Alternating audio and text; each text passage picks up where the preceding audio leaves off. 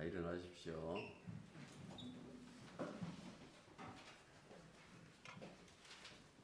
예배드리겠습니다.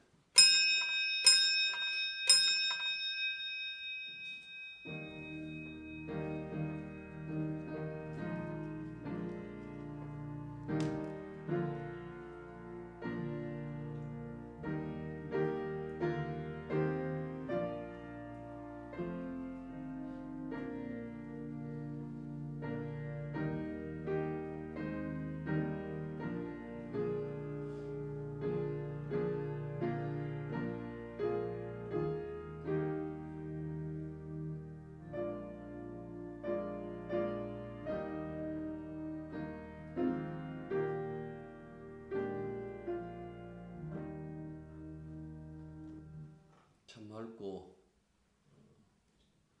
깨끗한 날을 저희들에게 주셨습니다. 이런 날들이 우리 인생에 계속되면 참 좋겠지만 그렇지 않고 계절의 여러 가지 변화처럼 변화하는 그런 인생을 우리가 살 수밖에 없습니다. 아무것도 자라지 않고 피지 않는 겨울이라 할지라도 그 나이테 하나 더 키워놓고 그 다음 봄날 어떻게 나무의 푸른 빛을 꽃들의 그 아름다운 빛깔을 줄지를 그때 생각한다라는 것을 돌이켜본다라면 아버지 하나님, 우리한테 모든 날이 다 주의 날입니다. 그래서 오늘도 주님 앞에서 찬양드리고 기뻐할 때에 이 예배가 온전히 하늘에 상달되기를 원하고 하늘의 하나님께서 우리와 함께 하셔서 이 예배에 하나님과 함께 드릴 수 있는 예배가 될 수 있게 하여 주옵소서. 예수님 이름으로 기도드립니다. 아멘. 하나님 말씀은 디모데후서 4장 1절부터 8절까지입니다. 하나님 앞과 살아있는 자와 죽은 자를 심판하실 그리스도 예수 앞에서 그가 나타나실 것과 그의 나라를 두고 엄히 명하노니 너는 말씀을 전하라. 때를 얻든지 못 얻든지 항상 힘쓰라. 범사의 오래참과 가르침도 명철하며 경계하며 원하라. 때가 이르니 사람이 바른 교훈을 받지 아니하며 귀가 가려워서 자기의 사욕을 따를 스승을 많이 두고 또 그 귀를 진리에서 들으며 한산한 이야기를 들으리라. 그러나 너는 모든 일에 신중하여 고난을 받으며 전도자의 일을 하며 내 직무를 다하라. 전쟁같이 내가 없어서 무서워 나의 시간이 가까워라. 나는 선한 삶을 싸우고 나의 달려갈 길을 마치고 믿음을 지켰으니 이제 모든 나를 위하여 우리의 불명이 이기었으므로 지금 곧 의로우신 전장이 그날에 내게 주실 것이며 내게만 아니라 주의 나타나심을 사모하는 모든 자에게로다. 아멘. 사도 바울은 자기 죽음을 앞두고 유언의 형식을 빌려서 이 서신을 종결짓습니다. 바울의 일생의 마지막까지 그가 복음 전도에 관한 그 열정을 견지하고 있다는 그 사실을 오늘 이 본문을 읽고서도 우리가 알 수가 있습니다. 디모데에게 복음 전파할 것을 강력하게 촉구하고 있죠. 엄히 명하노니라고 이렇게 말했는데 이 표현을 사용한 것은 마치 이스라엘 백성들에게 이 모세가 유언하는 그 어조입니다. 그 어조처럼 사도 바울도 자기가 떠나고 남아있을 그 후배 지도자들에게 그들이 과연 무엇을 해야 되는지 그 부분에 대하여 아주 강력하게 말씀하고 있다라는 그 말씀입니다. 바울의 촉구가 강력하다는 것을 두 가지 사실부터 어렵지 않게 우리가 확인할 수 있는데요. 이 사도 바울이 누구 앞에서 복음의 전파를 요청하는지 그 부분을 보십시오. 1절 보시면 하느님 앞과 그리스도 예수 앞에서라고 이렇게 얘기를 하고 있어요.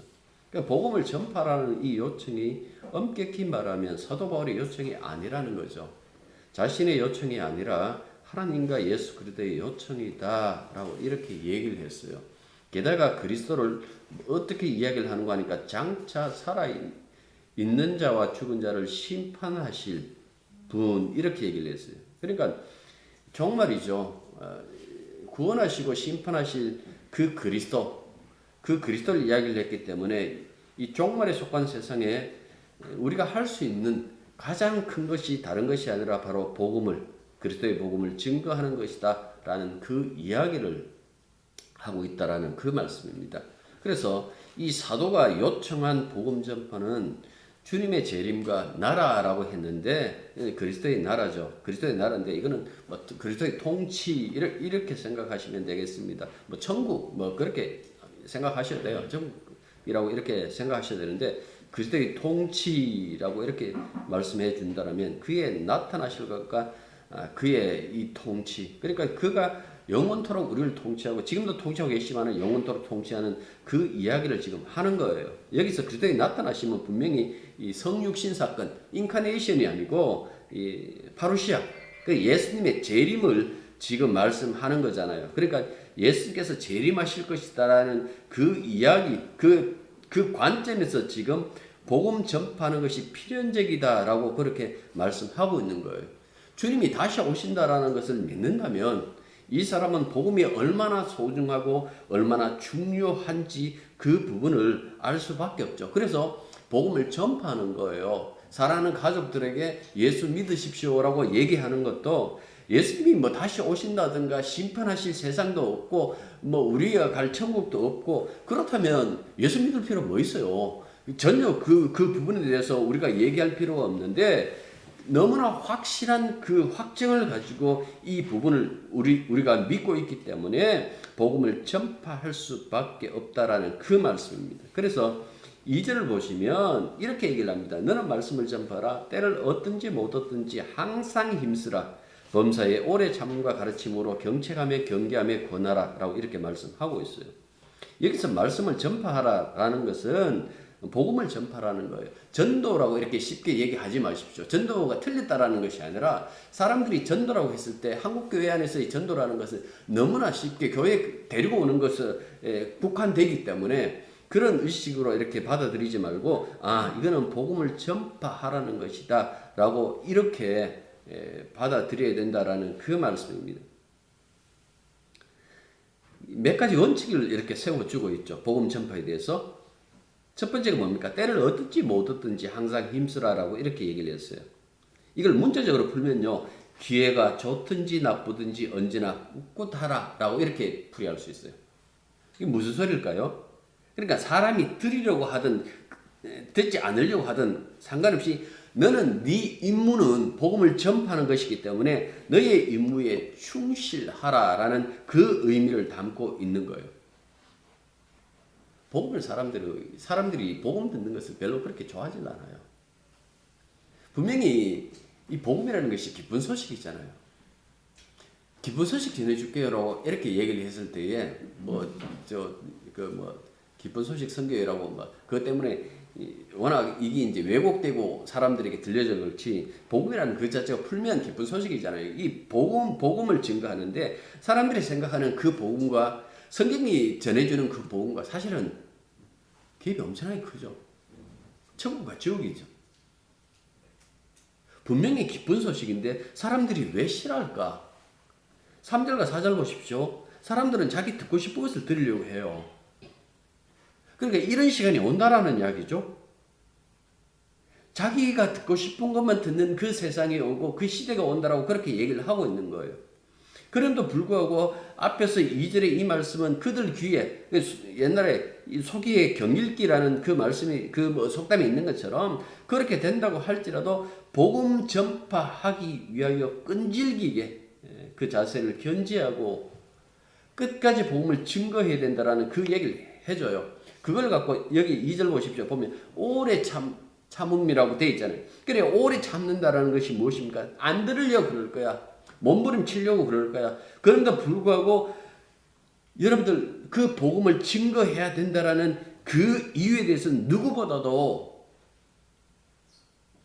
너 자신이 복음을 먼저 받아들인 자가 잘 알고 있기 때문에 그렇다라는 그 말씀이 숨겨져 있겠죠.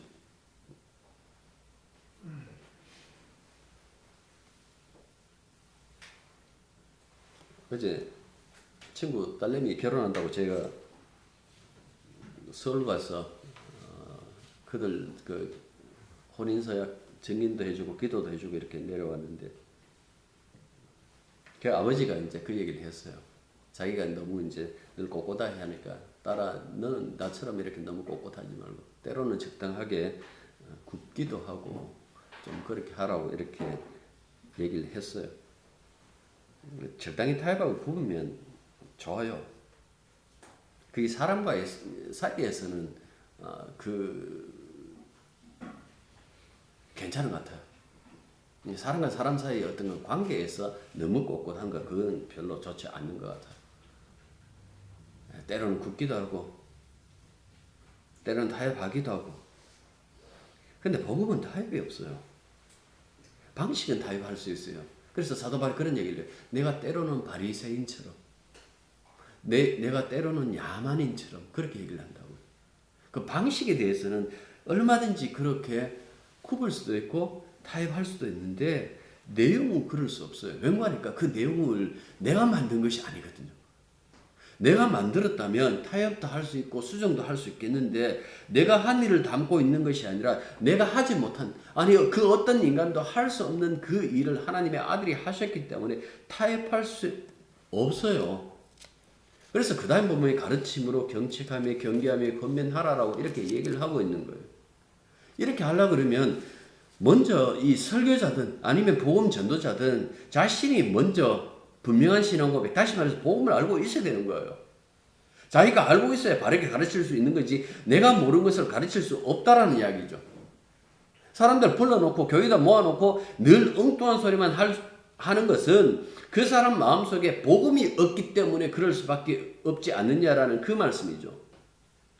주님께서 병든 자에게 의사가 필요하다라고 그렇게 말씀하셨어요.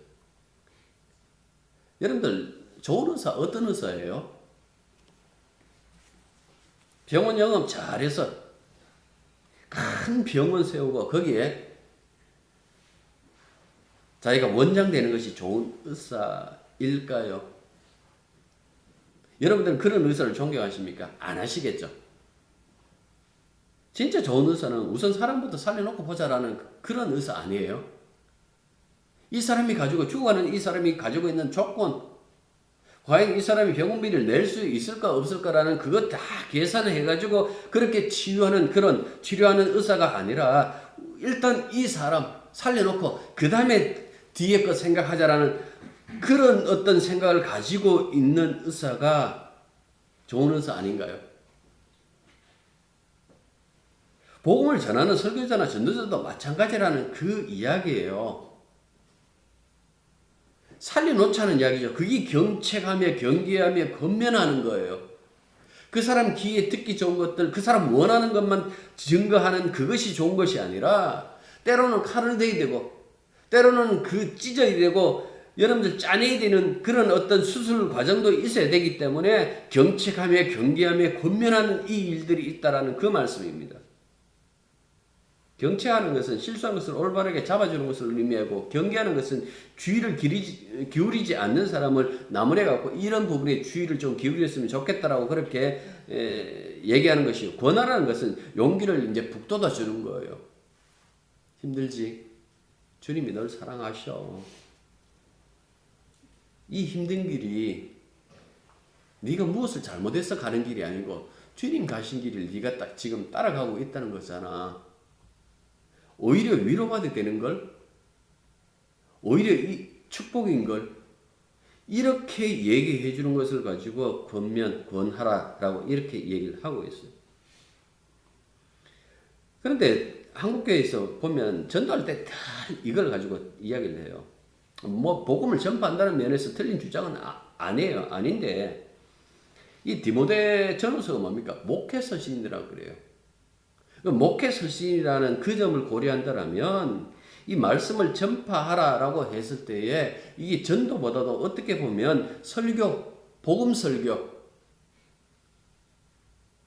지금 복음에 대한 그 생각이 짧은 사람들, 없는 사람들, 그런 사람들에게 진짜 복음을 증거해주는 그것이 필요하다라는 그 말씀입니다. 조금 전에도 말씀드린 것처럼 사람들 다 교회에다 모아놓고 기껏 하는 소리가 예수 믿으면 부자 됩니다.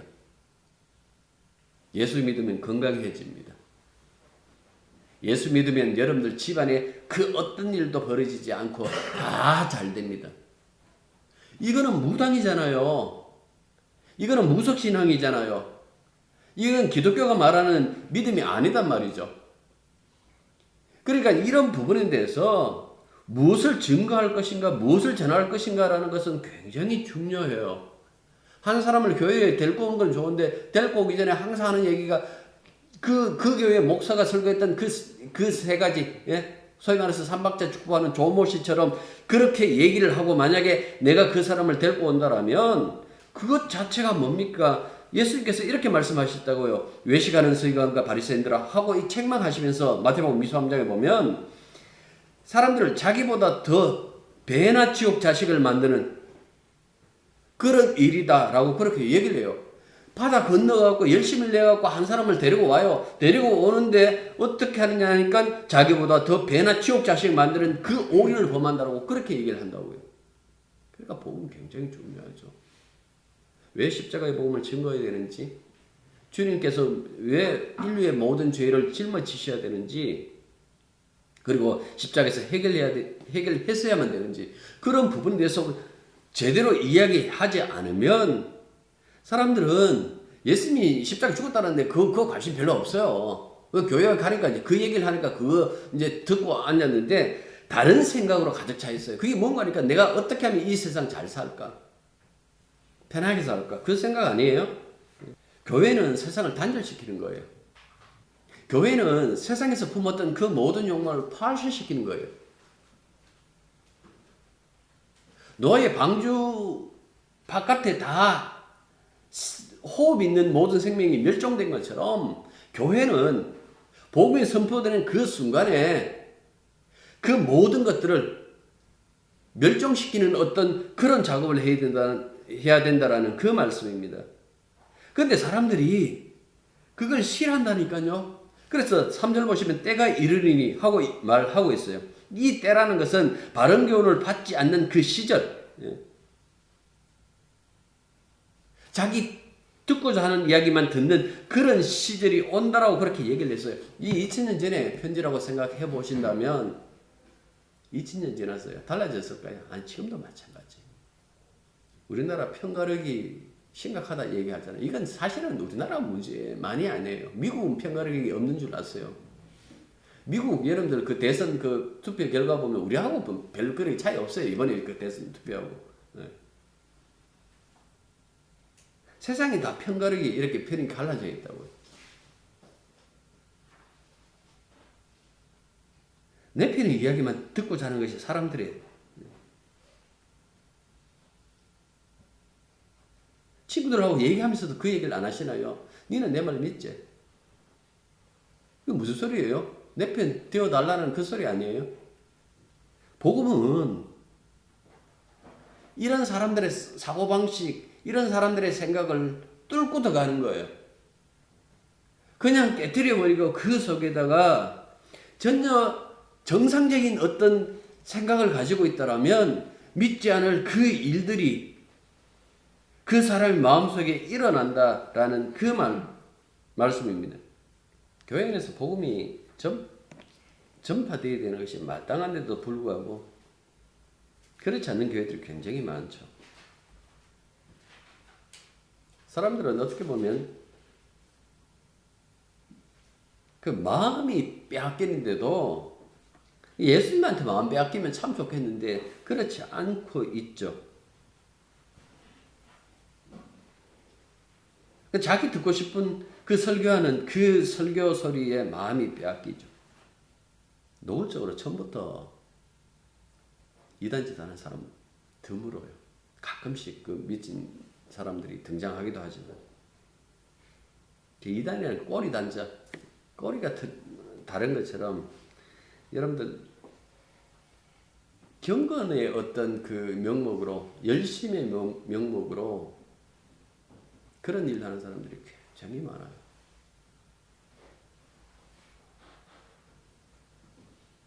서울에서 뭐 신림동 발발이었습니까? 100명이 넘는 그 굉장히 많은 그 여자를 겁탈했던 되게 성실한 직장에서 성실한 그리고 딸 둘을 둔 그 아버지로서 굉장히 성실했던 사람인데 그 성실함이요 죄진데도 성실함이 나타났어요. 사람이 성실하고 열심히 했으면 그 사람이 좋을 거라는 그 생각 그거 깨뜨리셔야 돼요. 방향성이 굉장히 중요하다고요. 어떤 방향으로 지금 그 성실함을 나타내고 있는지 어떤 방향을 향해서 한 걸음이라도 옮기고 있는지 엉뚱한 데 성실한 것보다도 차라리 올바른 방향으로 한 걸음 더 내딛는 것이 더 낫지 않나요? 그런 모습들을 여러분들 생각해 보신다면 이게 노골적으로 악이 이 교회 속에 안 들어온다고요. 이 바울 시대에는 이 율법주의가 들어왔죠. 믿음과 경건과 여러 가지 이 빙자는 그 모습으로 이렇게 들어온다고요. 음식을 가려 먹읍시다. 특별한 날을 지킵시다. 제가 한 달 전에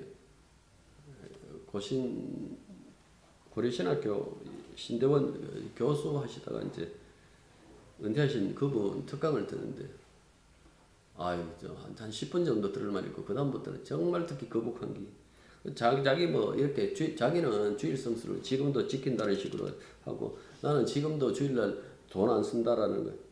이분이 조직신학을 이렇게 전공하신 분인데 야, 이 사람이 이렇게 얘기할 수가 있는가라는 그 생각이 들 만큼 이렇게 얘기를 하더라고요. 그게 과연 옳은가라는 그 생각을 왜 안 하시는지 그게 과연 예수님께서 모든 것을 해방시켜 준데도 불구하고 그 해방된 것이 시간으로부터 공간으로부터 공간의 의식을 지배하는 것이 아니고 의식이 지배당한 거예요. 사람 의식이라는 것이 그만큼 연약하다라는 그 이야기를 해주고 있는 공간은 공간일 뿐이에요. 그냥 그대로 있는데 그만큼 어떻게 보면 시간과 공간에 대해서 이렇게 해방시켜 준데도 불구하고 그걸 모르고 있는 거예요. 이런 식의 어떤 유행에 와갖고 이게 좋은 신앙이라고 그렇게 얼마나 많이 얘기를 합니까? 지금도 보면요. 생각보다 많은 교회에서 그 교회 목사가 도대체 가르쳤는지 안 가르쳤는지 모르겠는데 1,000번제를 드리고 있다는 그 이야기를 공공연히 하는 옛날처럼 아주 많지는 않는데 아직도 보일 만큼 지금도 그렇게 하는 사람들이 있다고요. 소위 말해서 솔로몬 흉내 내는 거죠. 전체적인 어떤 그 이야기의 맥락도 몰라요. 그냥 지성명 감천인 거예요. 내가 1000번이라는 이 정성을 다하면 우리에게도 솔로몬에게 준 어떤 그 복을 주실 것이라는 그 맹목적인 어떤 그 생각 가지고 그렇게 흥금하는 사람도 굉장히 많아요. 그게 믿음입니까? 그게 신앙입니까? 그런데 그런 가르침에 사람들이 혹해요. 누가 하나 이제 1,000번째 해가지고 내 자식이 잘 됐다라는 그 얘기 들으면요. 곧바로 따라하는 사람. 있을까요? 없을까요? 그래, 있어요. 왜 그럴까? 3절 다시 보십시오. 자기의 사역이라고 그렇게 되어 있죠. 공적인 것이 아니죠. 공적인 것이 뭐라 그랬습니까? 주님처럼 자신을 내어주는 사랑은 그랬잖아요. 사랑은 오래 참고 했을 때 그게 사적인 사랑 아니에요. 공적이에요. 그런데 자기의 사역에 눈멀었다. 교회가 공동체라면 공적인 어떤 그 모습이 드러나야 되는데 자기의 사역에 눈멀고 기멀었기 때문에 이 사람들은 특징이 있어요. 사람들에게 늘 기준을 둔다고요. 그들에게는 객관성보다도 주관성이 더 중요해요. 이게 뭔가 하니까 내가 만족하느냐 만족하지 않느냐 그것을 굉장히 중요하게 여긴다라는 그 말씀입니다. 여기서도 보면 귀 이야기 나오죠. 마음이 중요하잖아요. 그런데 마음이 아니라 뭡니까? 귀. 듣기 좋은데 듣기 좋은 것, 자신이 변화하는 것보다도 그냥 듣는 것에 만족해요. 한 사람이 그리스도인이라 해서 새로운 창조예요. 하나님께서 그 생산해갖고 토해내시는데 그렇게 나타난 이 한 사람의 이 그리스도인이 변화된 그 모습을 통해서 세상에 빛이 되고 소금이 되는데 이건 그런 것이 전혀 필요 없는 거예요. 그냥 내 듣기 좋았는 거. 교양 과목 하나 듣는 것처럼 교회 와서 듣고 가는 거예요. 아, 오늘 좋았어. 오늘은 좀 그랬어. 사설 이렇게 얘기를 합니다. 점점 더 나빠지니 또 그 길을 진리에서 돌이켜 허탄한 이야기를 따르니. 진리에서 돌이킨다 그랬어요. 허탄한 이야기 하는 것은 이게 영지주의 용어예요. 이게 뭐냐니까 이 신화예요. 신화. 그들에 의하면 천상의 존재들이 위계질서에 있다라는 이야기. 꼭 한국교회에서 이 상급 얘기했잖아요. 교회에서 열심히 하면 천국 가고도 상이 달라진다.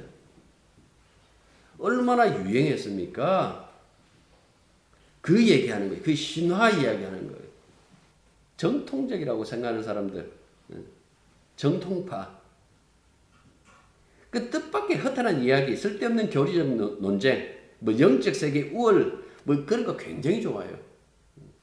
신학교 친구들 잘 안 만나는 이유 중에 하나가 하면 상급 논쟁을 해도 소용없어요. 그들은 그걸 확고히 믿고 있는 거예요. 내가 지금 이렇게 열심히 하는 것에 대한 그 상이 클 거라는 그 어떤 그 기대감, 그게 꾸며낸 이야기다라 하고 그렇게 얘기를 하고 있는 거예요. 한때 왜 이제는 뭐 그런 소리 하는 사람 없습니다만은 죽었다가 살아났더라. 어느 기도원에 사람이 죽었는데 살아났다 하더라.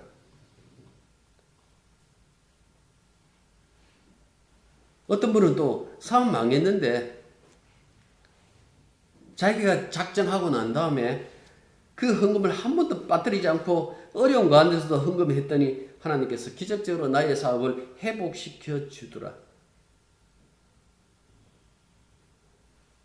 그런 얘기들이 굉장히 많이 돌았죠. 아마 이 이야기가 이게 때를 따라가 이제 유행하는 때가 있어요. 언제가 유행하느냐 하니까 지금처럼 미래가 불안할 때. 기도하면서 당신 미래를 알아봐 줄게. 주님이 어떻게 말하시는지 내가 기도해요. 그러니까 예수 무당, 예수 점쟁이들이 도처에서 활동하고 있죠. 근데 사람들이 이걸 좋아해요. 자신에게 희망을 준다고 생각하고 소망을 준다고 생각하니까. 이게 우리 시대 이야기 아니에요. 에스겔서 33장에 보면 이런 얘기를 합니다. 읽을게요. 인자야, 내 민족이 담 곁에 와. 지금 에스겔한테 지금 하나님께서 하실 말씀이에요. 내 민족이 담 곁에 와. 진문에서 너희에 대하여 말하며 각각 그 형제와 더불어 말하여 이르기를 자 가서 여호와께로부터 무슨 말씀이 나오는지 들어보자 하고 백성이 모이는 것 같이 내게 나오며 내 백성처럼 내 앞에서 내 말을 들으나 그대로 행하지 아니하리니 이는 그 입으로는 사랑을 나타내어도 마음으로는 이익을 따르며. 입으로는 예수 믿는다, 사랑한다라고 하지만은 마음으로는 이익을 따라간다라는 그 말씀입니다. 그들은 내가 고운 음성으로 사랑의 노래를 하며 음악을 잘하는 자 같이 여겼나니 내 말을 듣고도 행하지 아니하거니와. 무슨 소리일까요? 우리 선지자님 얼마나 설교를 잘하시는지. 그렇게 직전해놓고 돌아서 갖고는 다 잊어버린다는 얘기. 그걸 믿지 않는다라는 그 얘기.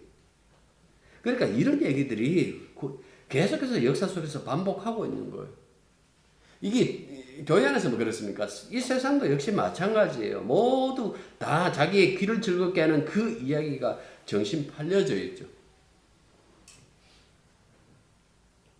왜 그럴까? 사람들은 객관적인 진리보다도 꾸며낸 이야기를 더 좋아해요. 우리 영혼이 차분하게 자리 잡지 못하고 붕 떠 있으면 예수님에 대한 그 믿음이 들어오질 않아요. 항상 꾸미는 그 이야기만 따라가게 된다라는 그 말씀이죠. 그래서 그런 얘기를 합니다. 자, 5절 보십시오. 그러나 너는 모든 일에 신중하여 고난을 받으며 빼먹지 않는 게 뭡니까? 신중하여 고난을 받으며 전도자 일을 하며 내 직무를 다하라. 그러니까 전도자의 그 일과 고난과 뗄래야 뗄 수 없다라는 그 이야기예요. 여기서 모든 일에 신중하라라는 이 이야기를 문자적으로 해석하면요, 술 취하지 않는다라는 뜻이에요.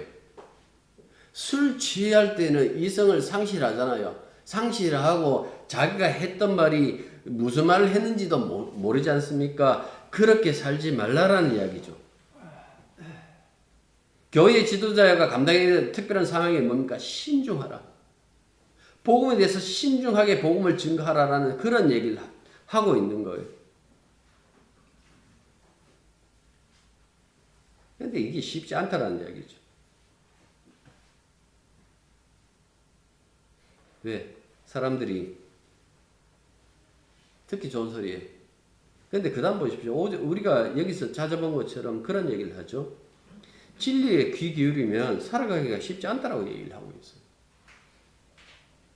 이거는 예수님도 그 말씀하셨고 사도들도 동일하게 얘기를 했어요. 오늘날 목사들만 엉뚱한 소리 하고 있어요. 예수 잘 믿으면 잘 됩니다. 이건 서로의 길이 다르다는 거죠.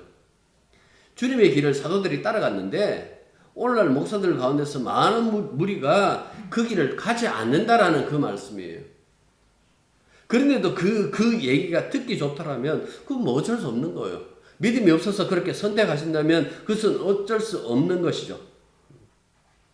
하나님 말씀 수호하고 사람이 꾸며낸 그 이야기에 한눈 팔지 않고 끝까지 주님 가신 그 길을 따라가는 것. 믿음의 선배들이 그렇게 살아왔다라는 그 이야기를 지금 해주고 있는 거예요. 바울이 자기 인생이 얼마 남지 않은 걸 알았어요. 6절 보십시오. 전제라는 것은 이 제사 드리면서 포도주를 이 제물에다가 붓는 그 과정을 이야기를 해요. 내가 벌써 부어지고 나의 떠날 시각이 가까웠도다. 부어짐과 떠남이라는 말로 표현되어 있지. 포도주를 붓는데 그 병에 들어있는 그 포도주가 다 쏟아지고 마지막 남은 한두 방울 그 거꾸로 쳐든 그 포도주 병에 간신히 달려 있는 듯한 그 바울의 일생을 바울의 지금의 그 모습을 그렇게 지금 얘기를 하고 있어요. 그리고 자신의 이야기를 이렇게 얘기를 합니다. 선한 싸움을 싸우고 그 얘기를 하죠. 나는 선한 싸움을 싸우고 나의 달려갈 길을 마치고 믿음을 지켰다라고 그렇게 얘기를 해요. 물론 이 지켰다라고 했을 때 자신이 지켰다라는 그 얘기를 사도 바울이라면 한 번도 그렇게 얘기한 적이 없어요. 주님이 지켜주셨다라고 그렇게 얘기를 하죠. 그런데 보면 바울이 일평생 예수를 만나고 난 다음 그 이후로부터 평생 치열한 싸움을 싸웠다라는 그 얘기를 했는데 이 싸움을 가지고 뭐라고 얘기를 했냐면 선한 싸움이라고 그랬어요. 사람을 죽이고 사람을 망하게 하는 것이 아니라 진짜 사람을 살리기 위하여 그렇게 치열하게 싸워왔기 때문에 그걸 갖고 선한 싸움이라고 그렇게 얘기를 하는 거예요. 그리고 달려감이라고 얘기를 하죠. 시험시험 이렇게 걸어서 온 것이 아니라 달려갔다. 굉장히 힘든 여정이었다. 고난 이야기했죠. 앞서 또 그 앞장에서는 박해라는 그 얘기를 했죠. 환란이라는 얘기를 했죠. 환란이든 박해든 간에 분명한 것은 여러분들 이게 언제 일어나는 거 하니까 하나님 말씀과 일치할 때 일어나요. 그래서 진정한 박해, 진정한 고난, 진정한 그 환란이라는 것은 예수님이 움직일 때마다 나타나죠. 계속해서 예수님을 핍박하잖아요. 그런데 그 예수님이 일어난 그 환란이 우리에게 일어났다? 그 고난이 우리에게 일어났다? 무슨 말씀일까요? 그 성도가 제대로 예수님 가신 그 길을 따라가고 있다라는 그것도 되고 그의 삶에 예수님이 일일이 간섭하셨다라는 것도 되겠죠. 그러니까 이런 말씀들을 통해 가지고 이렇게 고난받고 박해받는 이 삶이 저주받은 삶이라는 것이 아니라 성경에서는 복받았다라고 그렇게 얘기를 해요. 이게 선한 삶이라고 얘기를 한다고요. 그래서 이거 받아들이려고 그러면 제정신이 갖고 받아들이는 것이 아니라 믿음이라 그래요. 주님이 우리 안에서 역사하실 때 비로소 신뢰하고 그것을 받아들인다라는 그 말씀입니다. 그리고 그 끝을 이야기를 하는데요. 끝 보십시오. 이렇게 고난의 삶, 힘든 삶을 싸우고 살았는데 이 끝이 망하는 끝인가라고 했을 때 8절은 분명히 아니라고 얘기를 했어요. 이게 인생을 승리할 수 있는 유일한 방법인 것처럼 그렇게 얘기를 하고 있다고요. 의의 면류관 그렇게 얘기를 하고 있죠. 난코스인 그 언덕을 넘어서 굽은 길을 돌아서 들어가는 그 마라토너. 그래서 이제 운동장 안에 들어가면 막 관중들이 환호하잖아요. 이 비슷한 이야기가 히브리서 12장에 나와요. 어떤 그림이 히브리서 12장에 나오는데 아무튼 그것처럼 지금 사도 바울이 최후의 시간에 주님이 다시 오시는 그날 받을 그 영광스러운 그 면류관, 의의 면류관을 했어요. 그냥 월계수 나무로 혹은 금으로 만든 물질적인 어떤 그 면류관이 아니라 의의 면류관. 하나님은 우리를 의롭다 하시고 주님이 우리를 의롭다 하시면서 그 하나님의 자녀로서 영원한 그 영광에 그 나라에 들어가고 영원히 그 주님과 함께 살아가는 거예요. 그래서 그리스도인들의 삶이 덧없는 것이 아니다 그랬어요. 삶과 새 땅에 들어가서 새로운 사람으로 영원토록 왕노릇하는 그것이 예수 믿는 사람들의 결론이에요. 그래서 제가 욥기하면서도 그 얘기를 했잖아요. 그리스도인의 그 마지막은 해피엔딩이라고. 그 고난의 끝이 그 십자가 다음에 부활인 것처럼 고난의 끝이 바로 이 면류관이라는 그 이야기를 해주고 있어요. 그만큼 바울은 자기의 이 인생에 대해서 후회한다든가 아니면 허탈해 한다든가 그런 것이 아니라 뭡니까? 선한 삶이라고 그렇게 얘기를 하면서 자랑스럽게 얘기할 수 있는 것은 주님과 함께 있기 때문에 그렇다라는 그 말씀입니다. 이것이 바로 그리스도인의 삶의 모습이고 결과입니다. 이 삶으로 주님이 우리를 초대했다라는 그 사실 잊지 마시길 바랍니다. 기도하겠습니다. 고난을 피할 수 없고 박해를 피할 수 없는 길이다 할지라도 그 길 끝에만 부활이 영광이 있다라는 그 사실을 알게 해 주십시오. 사망의 부활이냐 생명의 부활이냐라는 것은 예수의 길에 참여하느냐 참여하지 않느냐로 갈라진다라는 그 사실 저희들 마음속 깊이 새겨두고 우리 가는 길이 주님 가신 길인지 가끔씩 돌아보며 생각하며 그리고 주님만 따를 수 있는 그런 저희들이 될 수 있도록 은혜 내려 주시기만 간절히 바라고 원합니다.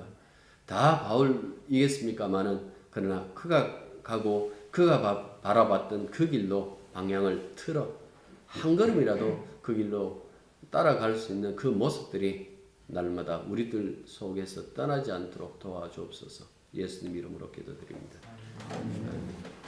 이제는 우리 주 예수 그리스도의 은혜와 하나님 우리 아버지의 크고 놀라우신 사랑과 성령의 교통하심과 교사하심이 진실로 주님 가시고 그 뒤를 사도들이 따라가고 그 뒤를 성도된 우리들이 따라가기를 소망하며 그 길 가는 것을 기쁨으로 여기는 당신의 자녀들 위해 이제로부터 항상 함께 있기를 축원합니다. 아멘.